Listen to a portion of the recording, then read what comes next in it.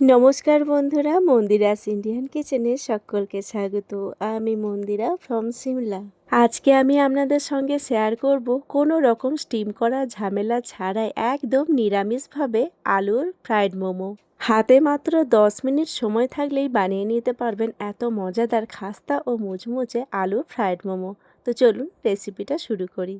Fried momo বানানোর জন্য এখানে প্রথমে আগে ডোটাকে রেডি করে নেব। এই জন্য এখানে নিয়েছি 250 গ্রাম মতন ময়দা, আর ময়দার মধ্যে দিয়ে দিচ্ছি পরিমাণ মতন নুন, আর দিয়ে দিচ্ছি সামান্য পরিমাণে সাদা তেল। এবার এই সব কিছুকে ভালো করে মেখে একটা ডো বানিয়ে নেব। ডোটা আমার রেডি হয়ে গেছে, এরপরে ঢাকা দিয়ে রেখে দিলাম। এরপরে স্টাফিংটা বানিয়ে নেব। গ্যাসের মধ্যে একটা কড়াই বসিয়ে দিয়েছি, আর কড়াইয়ের মধ্যে দিয়ে দিলাম সামান্য পরিমাণে তেল। তেলটা একটু গরম হয়ে গেলে এখানে গোটা জিরে ফোড়ন দিয়ে দিলাম। এরপরে এর মধ্যে দিয়ে দিচ্ছি একটা বড় সাইজের গ্রেট করে রাখা আলু।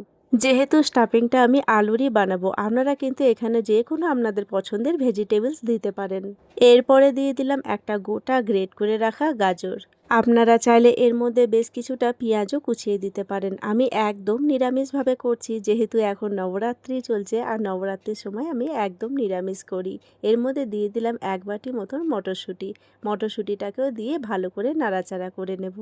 সবাইকে জানাই হ্যাপি নবরাত্রি। দিয়ে দিচ্ছি এর মধ্যে পরিমাণ মতো নুন, সামান্য পরিমাণে চিনি দিয়ে দিলাম সামান্য পরিমাণে হলুদ, আর দিয়ে দিলাম সামান্য পরিমাণে জিরের গুঁড়ো, আর দিয়ে দিচ্ছি কিছুটা পরিমাণে কাশ্মীরি রেড চিলি পাউডার। সব কিছুকে দিয়ে আবারও খুব ভালো করে নাড়াচাড়া করে নিচ্ছি। আমি কিন্তু এখানে 1 ফোঁটাও জলের ব্যবহার করিনি, পুরো স্টাফিংটা ঢাকা দিয়ে রান্না করে নিয়েছি। এখন তো নবরাত্রি চলছে, আর সিমলাতে খুব ভালোভাবেই নবরাত্রি পালন করা হয়। আপনাদের কোথায় কোথায় নবরাত্রি সেলিব্রেট করা হয় অবশ্যই কমেন্ট করে জানাবেন।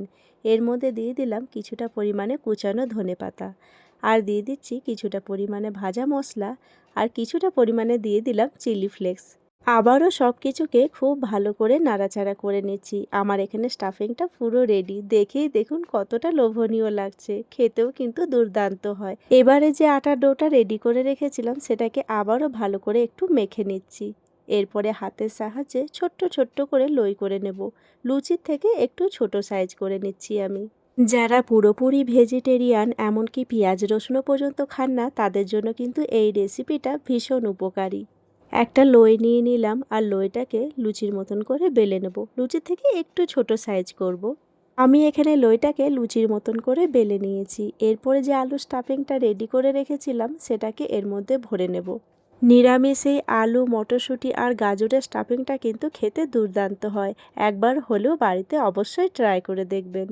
হঠাৎ করেই যদি ভীষণ খিদে পেয়ে যায় আর চটজলদি কিছু রেসিপি ট্রাই করতে চান, তাহলে এইরকমভাবে একবার আলুর ফ্রাইড মোমো বানিয়ে দেখতে পারেন।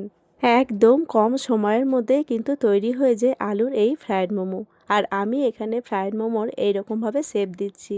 আপনারা আপনাদের পছন্দের মতন যে কোনো শেপই দিতে পারেন।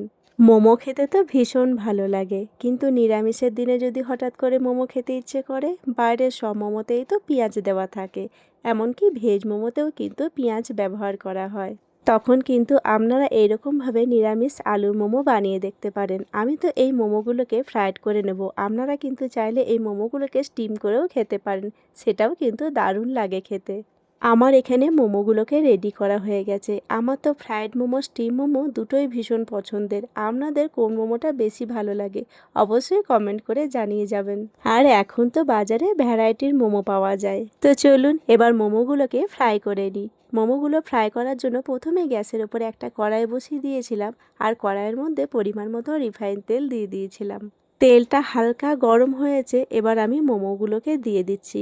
আর হ্যাঁ, এই সময় গ্যাসের ফ্লেমটা কিন্তু মিডিয়ামেই রাখতে হবে।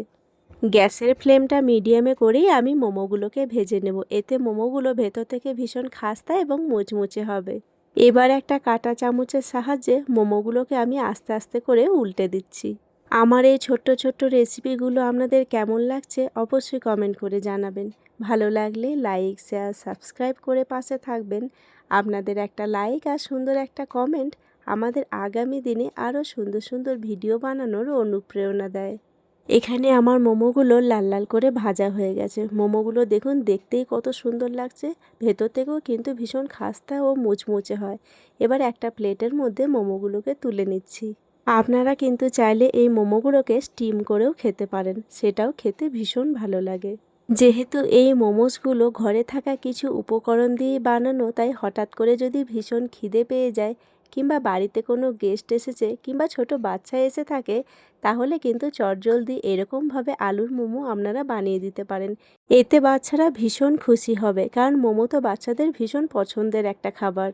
আমার এখানে সব মোমোসগুলো ভাজা হয়ে গেছে। এরপরে একটা প্লেটের মধ্যে সার্ভ করে নিলাম। আমি এখানে সসের সঙ্গে সার্ভ করেছি। আপনারা আপনাদের পছন্দের যে কোনো সসের সঙ্গে সার্ভ করতে পারেন। এরপরে মোমোসগুলোকে ওপর থেকে একটু গার্নিশ করে দিচ্ছি। হালকা করে একটু বিট নুন ছড়িয়ে দিলাম আর কিছুটা পরিমাণে ধনেপাতা কুচিয়ে দিয়ে দিচ্ছি। আর দিয়ে দিচ্ছি কিছুটা পরিমাণে চিলি ফ্লেক্স। এতে মোমোসগুলো দেখতেও সুন্দর লাগবে আর খেতেও খুব ভালো লাগবে। আমার এখানে মোমোসগুলো একদম রেডি। দেখতেই কতটা লোভনীয় লাগছে দেখুন, খেতেও কিন্তু দুর্দান্ত লাগে। আপনারা কিন্তু অবশ্যই বাড়িতে এরকমভাবে একবার নিরামিষ আলু ফ্রায়েড মোমো ট্রাই করে দেখবেন। ভিডিওটাও তাহলে এখানেই শেষ করলাম। আমার আজকের ভিডিও আপনাদের কেমন লাগলো অবশ্যই কমেন্ট করে জানাবেন। ভালো লাগলে লাইক শেয়ার সাবস্ক্রাইব করে দেবেন। আবারও আসবো নতুন কোনো একটা ভিডিও নিয়ে। ততক্ষণের জন্য সবাই ভালো থাকবেন, সুস্থ থাকবেন। এতক্ষণ ধরে আমার সঙ্গে থাকার জন্য সবাইকে অসংখ্য ধন্যবাদ।